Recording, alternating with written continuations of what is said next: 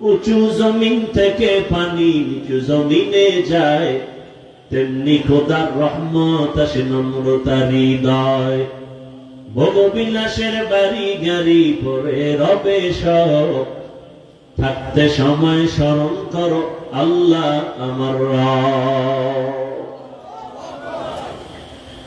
কবরের সাইজ এক, কবরের প্রশ্ন তিনটা এক। এখন ওই তিন প্রশ্ন সবার বেলায় এক। আমাকেও একই প্রশ্ন, আপনাকেও একই প্রশ্ন, ইমামকে, মুক্তাদিকে, ডাক্তারকে, রুগীকে, সবার বেলায় একই প্রশ্ন। আবার দেখছেননি কারবার কি? দুনিয়ার ছেলে মেয়েরা পরীক্ষা দিবে, প্রশ্নপত্র ফাঁস করা যাবে না।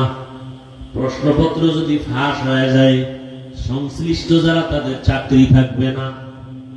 কিন্তু আল্লাহর নিজাম কি, নিয়ম কি?